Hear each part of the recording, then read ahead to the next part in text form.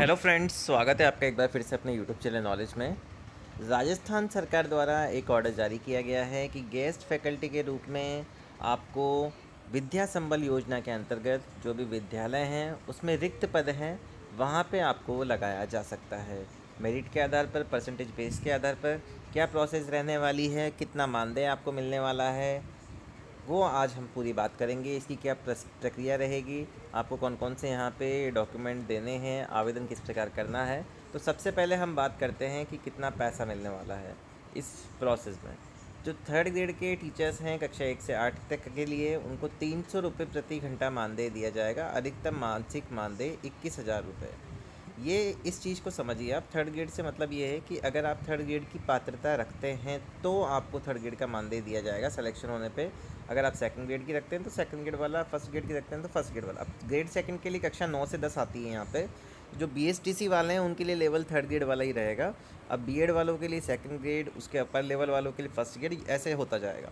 अभी हम सारी बात करेंगे। सेकंड ग्रेड के लिए जो मानदेय रहेगा, कक्षा 9 से 10 पढ़ानी होगी उनको, और प्रति घंटा जो मानदेय रहेगा वो 350 रुपये रहेगा। अब आप मान लीजिए 4 से 5 यहाँ पे कालांश लेते हैं, या 4, 5, 6 जो लेते हैं। अगर मान लीजिए आप ज़्यादा भी लेते हैं तब भी आपको अधिकतम मासिक मानदेय जो दिया जाएगा मंथली, वो 25,000 रुपये दिया जाएगा। सेकंड ग्रेड के लिए 25 है, थर्ड ग्रेड के लिए 21 है, और फर्स्ट ग्रेड के लिए 30,000 रुपये है। इनका जो प्रति घंटा मानदेय होने वाला है वो 400 रुपये होने वाला है 11-12 के लिए। तो पैसे कम नहीं है, पैसे बहुत दे रही है गवर्नमेंट इस स्कीम में। तो आप अगर एलिजिबिलिटी रखते हैं, साथ ही साथ अनुदेशक के लिए भी यहाँ पे दिया गया है 21,000 रुपये अधिकतम मासिक मानदेय है, प्रति घंटा मानदेय 300 रुपये। साथ ही साथ प्रयोगशाला सहायक 300 रुपये एंड अधिकतम मासिक मानदेय 21,000 रुपये। यही स्कीम सेम कॉलेजेस में भी है।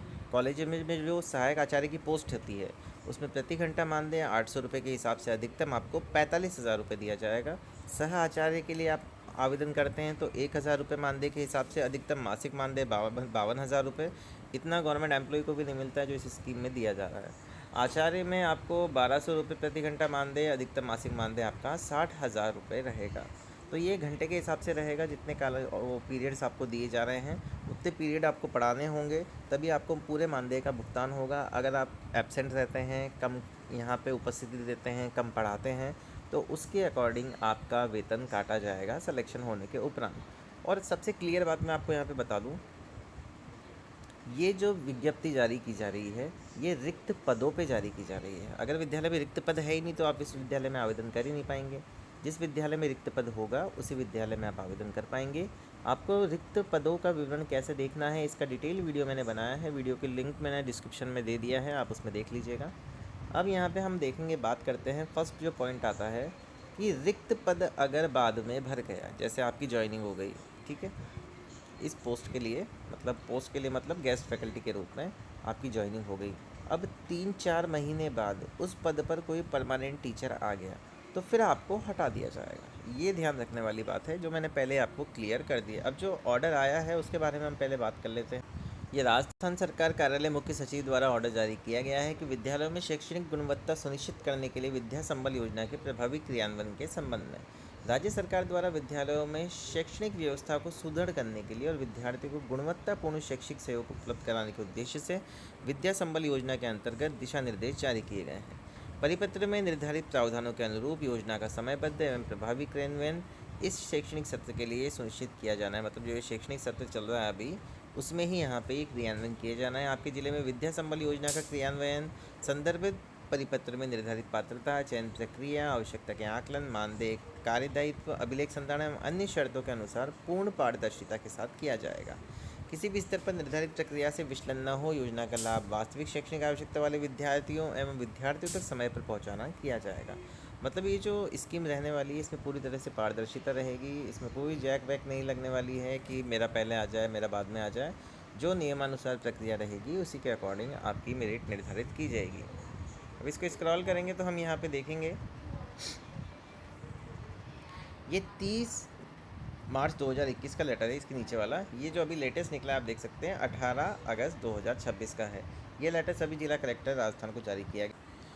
देखिए ये विद्या संबल योजना का फॉर्म है, आवेदन है। तो इसमें बहुत ही सिंपल फॉर्म है, स्कूल से भी मिल जाएगा, कोई भी PDF मिल जाएगी, उसको डाउनलोड करके भर सकते हो। आवेदक का पूरा नाम आ जाएगा, उसके पिता का नाम, जन्म दिनांक, पूरा पता सही भरना है। आवेदक का गृह जिला, होम डिस्ट्रिक्ट कौन सा है, राज्य आ जाएगा। मोबाइल नंबर, ईमेल आईडी, आवेदित पद, किसके लिए आप मतलब आवेदन कर रहे हैं, आवेदित विषय, किस विषय के लिए आवेदन कर रहे हैं, विद्यालय का नाम जिस हेतु आवेदन किया जाना है, विद्यालय का नेम आ जाएगा। आप सेवानिवृत्त कार्मिक तो नहीं हैं, हाँ या ना कर दीजिए। सेवानिवृत्ति तिथि उस ऑप्शन में आएगी जब आप यहाँ पे सेवानिवृत्त कार्मिक हो गए, तो उनको भी यहाँ पे प्रायोरिटी दी जाती है। शैक्षणिक और प्रशैक्षणिक योग्यता का विवरण इसके बाद आता है। तो आपने सेकेंडरी कब करी, सीनियर सेकेंडरी कब करी, आपके विषय क्या थे, पूर्णांक कितने में, पूर्णांक मतलब कितने का ओवरऑल पेपर था, कितने प्राप्त हुए, प्राप्तांक प्रतिशत, कौन सा वर्ष में आपने उत्तीर्ण करी, सारी डिटेल यहाँ पे आपको मेंशन करनी होगी। जैसे secondary, senior secondary, BA, BEd, BSTC, अन्य कोई कर रखी हो एमएससी वगैरह, और 100 प्रमाणित संलग्न प्रतियों की संख्या। जो भी आप यहाँ पे डॉक्यूमेंट इसमें आप लिख रहे हैं शैक्षणिक एवं प्रशैक्षणिक योग्यता में, उन सभी की कॉपी आपको एक पीडीएफ फाइल के रूप में अटैच करनी होगी, मतलब साथ में संलग्न करनी होगी, 100 प्रमाणित आपको यहाँ पे करके। विद्यालय की रसीद आपको यहाँ से मिल जाएगी, जो भी आपने फॉर्म यहाँ पे दिया है, रसीद ज़रूर लेके आनी है, रिसिप्ट ज़रूर लेनी है, ताकि आपका फॉर्म की रिसिप्ट आपके पास वहाँ पे रहे। चयन प्रक्रिया है तो निर्धारित अंक भार, अभी मैं आपको ये उदयपुर की बात कर रहे हैं हम, निर्धारित अंक भार यही रहने वाला है, तो इसके बारे में हम बात करें। डिस्ट्रिक्ट वाइज सभी ऑर्डर अलग अलग जारी किए जाएंगे, ध्यान रखिए, उसका वेट कीजिए कि आपकी डिस्ट्रिक्ट के ऑर्डर कब निकल रहे हैं। सीबीओ, डीओ, जिला कलेक्टर जहाँ से भी निकलेगा वो निकल जाएगा।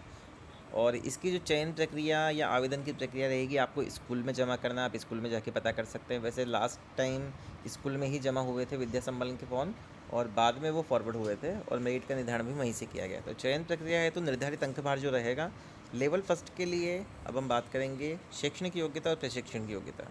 कक्षा 10 का 30%, जो भी आपने अंक प्राप्त किए, परसेंटेज प्राप्त करी, उसका 30% इंक्लूड किया जाएगा। क्लास 12 का 40% इंक्लूड किया जाएगा। स्नातक, अधीन स्नातक के लिए आपको यहाँ पे एलिजिबल नहीं है, तो यहाँ पे आपको अब बीए, डीएलएड शैक्षणिक योग्यता में आपने बीएसटीसी किया हुआ है, उसका 30% यहाँ पे अंक भार जोड़ा जाएगा। अब मान लीजिए आपने कक्षा 10 में 80% अंक प्राप्त किए, तो उसका 30% निकाल लिया जाएगा, 24% आ जाएगा। ऐसे ही मान लीजिए आपने कक्षा 12 में यहाँ पे 40% मार्क्स प्राप्त किए, तो उसके अकॉर्डिंग आपका यहाँ पे अंक भार प्रतिशत निर्धारित किया गया है। अध्यापक लेवल 2 के लिए क्लास 10 को यहाँ पे 20%, कक्षा 12 के लिए 20%, बीए के लिए 30% और बीएसटीसी का अंक भार 30% इंक्लूड किया जाएगा। सीनियर टीचर जो भी हैं उनके लिए कक्षा 10 के लिए जो शैक्षणिक योग्यता का निर्धारण किया गया है अंक भार का 10%, 12th के लिए भी 10%, बीएड का ये जो बीए है स्नातक का, उसका 50% अंक यहाँ पे जोड़ा जाएगा। अब जिसकी परसेंटेज हाइक रहेगी सभी की मिला के, उसे ही मेरिट में प्रायोरिटी दी जाएगी सारे डॉक्यूमेंट्स चेक करने के बाद। प्रशैक्षणिक योग्यता डीएलएड, बीएड में यहाँ पे आपको 30% डाल दीजिए, आ जाएगा इसका। उसके बाद लेक्चरर के लिए अगर आप यहाँ पे आवेदन कर रहे हैं, तो कक्षा 10 का 10%, कक्षा 12 का 10%, बीए का 20%, अधि स्नातक का 30% और प्रशैक्षणिक योग्यता में बीएड वगैरह की है तो आपका 30%, मतलब कुल मिला के 100% में से आपको कितने प्रतिशत, मतलब आपका क्राइटेरिया यहाँ पे डिवाइड कर दिया है कक्षा 10, 12 स्नातक, अधि स्नातक, प्रशैक्षणिक योग्यता के लिए। तो ये आपकी चयन प्रक्रिया रहने वाली है। डिस्ट्रिक्ट वाइज सभी जगह ऑर्डर जारी किए जा चुके हैं। अब मान लीजिए कोई जनरल एजुकेशन का स्कूल है, अभी संस्कृत एजुकेशन का अलग से इसका कोई ऑर्डर नहीं निकला है, तो उसके लिए आप थोड़ा सा वेट कर सकते हैं। जनरल एजुकेशन के रिक्त पदों के लिए आप शाला दर्पण पे जाके वैकेंट पोस्टें देख सकते हैं। साथ ही साथ जो भी ऑर्डर जारी किया जाएगा या तो जिला कलेक्टर के माध्यम से या डीओ के माध्यम से या सीबीओ के माध्यम से, उसको आप विशेष रूप से ध्यान रखें। जब भी वो सर्कुलेट होता है या किसी विद्यालय में जाके आप पता कर सकते हैं कि हमें फॉर्म विद्यालय में देना है या डीओ में देना है या कहाँ देना है। वैसे आप विद्यालय में जमा करा पाएंगे, अगर नहीं करा पाते हैं, कोई अदर से गाइडलाइन निकलती है तो उसके अकॉर्डिंग आपको कार्य करना है। अब आप देखेंगे जैसे कुछ ज़िलों में निर्धारण कर दिया है, हर ज़िले का क्राइटेरिया अलग अलग रहता है, हर ज़िले का काम करने का तरीका अलग अलग रहता है, लेकिन अगर अपर लेवल से कोई लेटर निकलता है तो सभी जगह सेम प्रक्रिया अपनाई जाएगी डेट वाइज। जैसे पीओ विद्यालय स्तरीय चयन समिति का गठन किया जाएगा 25 को। विद्यालय के अधीनस्थ विद्यालयों के शाला दर्पण पोर्टल पर प्रदर्शित जो भी रिक्त पद हैं उस पर आवेदन जो प्राप्त करने हैं 25 से 27 अगस्त के बीच में विद्यालय स्तरीय द्वारा आवेदनों की आपकी जांच की जाएगी और मेरिट के आधार पर प्रत्येक पद के विरुद्ध 3-3 अभ्यर्थियों का चयन कर सूची तैयार की जाएगी और उस सूची को इन्हें चस्पा किया जाएगा, सीबीओ कार्यालय में पहुंचाना है टाइम दिया गया है। सीबीओ कार्यालय के आवेदन पत्र जिला शिक्षा अधिकारी माध्यमिक द्वारा कार्यालय में पहुंचाने हैं। उसके बाद जिला स्तरीय कमेटी द्वारा चयन सूची मुख्य जिला शिक्षा अधिकारी उदयपुर की वहां पे चस्पा की जाएगी। तो ये इस प्रकार की प्रोसेस सभी डिस्ट्रिक्ट वाइज निकलेगी, तो आप थोड़ा सा वेट कीजिए। मैंने आपको पूरा बता दिया है प्रक्रिया क्या रहने वाली है, डॉक्यूमेंट क्या लगने वाले हैं। साथ ही साथ इसका एक शपथ पत्र भी होता है, अगर वो मांगते हैं तो आप लगा सकते हैं। अब ये शपथ पत्र का आपका प्रारूप रहने वाला है, ये आपको कहीं से मिल जाएगा, विद्यालय से मिल जाएगा। इसमें आपको सिंपल आपकी डिटेल देनी है कि जो भी मैं जानकारी यहाँ पे भर रहा हूँ वो एकदम सही है। अगर किसी प्रकार की कोई गलती होती है तो उसकी समस्त जिम्मेदारी मेरी है, और मैं किसी प्रकार के नियमों की अवहेलना नहीं कर रहा हूँ। कुछ यहाँ पे लिखा गया है वो आप यहाँ पे देख सकते हैं, सत्यापन है। तो इसके अकॉर्डिंग आपको शपथ पत्र भी एक देना होगा, अगर आपके यहाँ पे जिला स्तरीय मांगते हैं तो। ये पूरी प्रोसेस है विद्या संबल योजना से रिलेटेड, मैंने आपको बता दी है। अगर आपको वीडियो पसंद आया हो तो प्लीज़ चैनल को सबसे पहले सब्सक्राइब करें, वीडियो को लाइक और शेयर करना ना भूलें। Thank you so much.